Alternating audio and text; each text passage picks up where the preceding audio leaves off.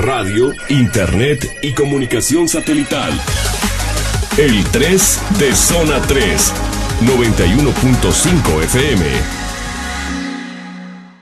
La información clara amanece en Zona 3. Escucha. Continuamos en Zona 3, 91.5 FM.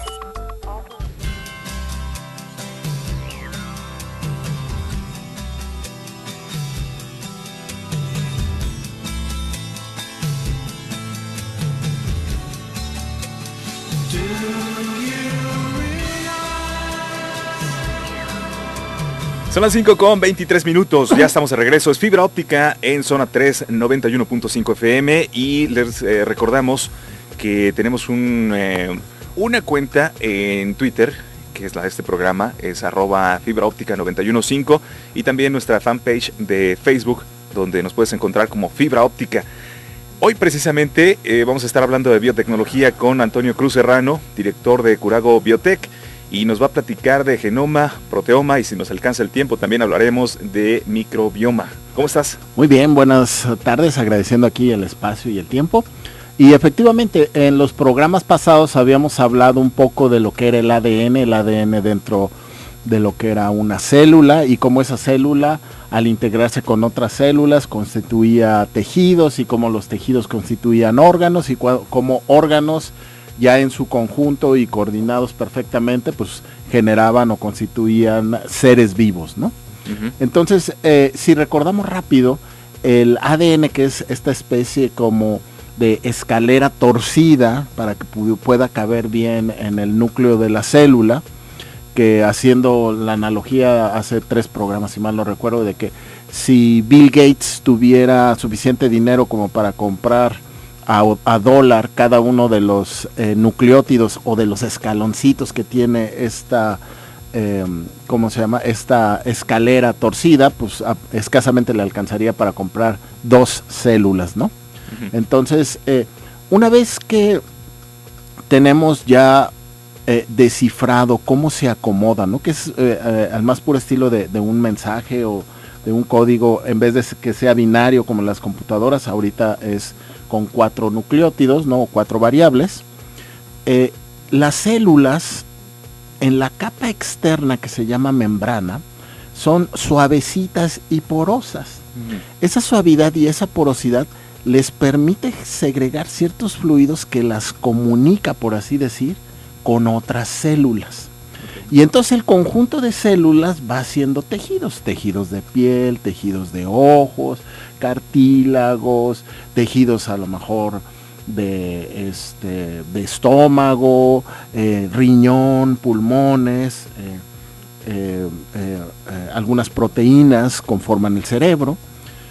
Y la diferencia que van teniendo esas proteínas para poder ser una proteína del cerebro o una proteína del riñón o una proteína de la piel, realmente en su gran mayoría son iguales. De hecho, dicen por ahí que el 94% del genoma de un chimpancé es exactamente igual al de un humano y que estamos a un 46% de nuestro genoma es el mismo que un caracol. Uh-huh. Entonces, cuando nosotros ensamblamos todos los ADNs de esas células que componen esos tejidos y de esos tejidos que componen esos órganos y de esos órganos que componen un ser vivo, estamos hablando de un genoma. Es decir, la información integrada célula a célula de todas las que componen un organismo vivo, uh-huh, que además tienen interdependencia entre ellas y que dentro de la información genética que tienen, particularizan al ser vivo al nivel de decir único y exclusivo en a lo mejor el 0.001% de su gen, pero nos es posible identificarlo como un individuo único, ¿no? Uh-huh. Esto es posible gracias a que hoy en día tenemos computadoras de una capacidad increíble, ¿no? Porque si ya decíamos que a Bill Gates le alcanza para escasamente 2 proteínas por cada dólar, por cada peldaño de la escalera, pues también debemos de recordar que un cuerpo humano está compuesto por 50 billones de células. Entonces, multiplica unos 50 billones de células por algo así como 140,000 millones de peldaños en las escaleras de ADN y queda un número astronómico, ¿no? Sin embargo, en 1990 el gran proyecto a nivel mundial era el genoma humano. Y se descifró y se generó. A principios del año 2000, el Instituto Nacional de Genómica descifró el genoma, dentro del genoma humano, el genoma del mexicano. Y fueron a tomar muestras de ADN de diferentes grupos étnicos que componen el país y los fueron a estudiar de manera integrada para poder entender dentro de la particularidad de la especie humana cómo es el mexicano en sí. Y arrojó cosas interesantes, porque al final del día todo esto, volvemos a ser muy insistentes, tiene que tener un uso práctico, ¿no? Un uso que me dé una utilidad en el día a día. Por ejemplo, se identificó claramente en una pequeña secuencia de ADN que el mexicano, no por la parte indígena, digamos, la gran mayoría de nosotros somos mestizos, pero entre más parte indígena tengamos, menos somos capaces de absorber o de metabolizar la lactosa.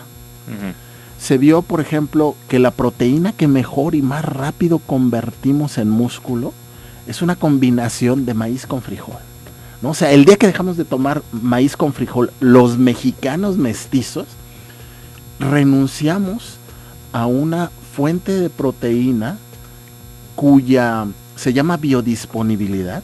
O sea, una vez que nosotros nos la comemos, los ácidos del tracto digestivo y una serie de bacterias que viven dentro de nosotros sin ser parte de nuestro ADN, que se llaman probióticos, segregan ácidos y enzimas y la cortan en cadenas pequeñitas. Y entonces mis vellos capilares las absorben, la meten al hígado a través del torrente sanguíneo y el hígado sintetiza, ¿no?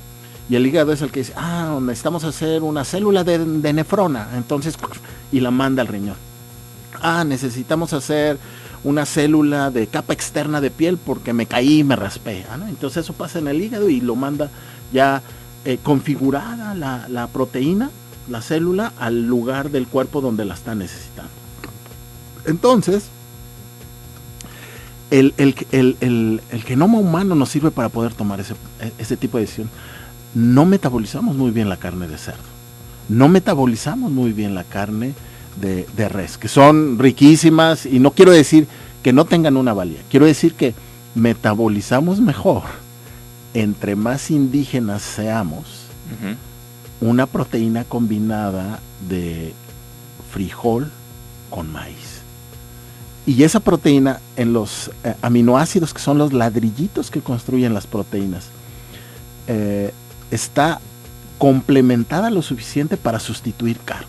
O sea, un mexicano mestizo podría comer todos los días tacos de frijoles y no tendría una deficiencia proteica si lo comiera en suficiencia. Entonces, ese tipo de respuestas nos da el genoma, ¿no? Cuando hicieron el genoma de los europeos, por ejemplo, una de las grandes problemáticas que tienen los europeos es la sintetización de la vitamina E. Como no les pega mucho el sol, ellos tienen esa bronca, ¿no? Y de hecho los gobiernos hacen grandes campañas para ver de qué manera a través de alimentos o de nutracéuticos pueden compensar esa deficiencia que el genoma de ese grupo étnico desarrolló. Entonces, el genoma, vuelvo a decir, es todo ese rompecabezas de billones de millones, de billones de miles de millones de información. Es como si tuvieras un programa de cómputo de varios bits, ¿no? de miles de millones de bits, y los pudieras procesar, nada más que nosotros lo hacemos de manera biológica y coordinada. Y además, como habíamos dicho, en evolución, ¿no? Aprendiendo, ajustándose y demás. Cuando yo nazco, ya traigo mi genoma, porque el genoma parte de una combinación de los genes de mi mamá y de mi papá. Un dato curioso que todavía no sabemos por qué y que raya en lo milagroso, es que tu sistema inmunológico está diseñado para monitorear, identificar y destruir cualquier proteína ajena a tu cuerpo. O sea, lo ve como un enemigo. Lo ve como un enemigo. De hecho, la gente que lo trasplantan, a pesar de que buscan la mayor compatibilidad, le ponen lo que se llaman inmunosupresores para mermar la capacidad del sistema inmunológico de rechazar el nuevo órgano, ¿no? Claro. Y bueno, entonces, bajo estas condiciones, el genoma es esa hoja de información de cientos de miles de billones de información que me va a decir exactamente cómo está construido ese cuerpo humano o ese animal o esa planta. Y desde el momento en el que mi papá y mi mamá me transmiten esa información, se hace el mío único y exclusivo. Antonio, vamos a hacer una pausa y si te parece bien, continuamos con el tema de genoma y bueno, vamos a ver si nos alcanza también el tiempo porque queremos conocer estos tres conceptos, proteoma y microbioma. Regresamos después de estos mensajes.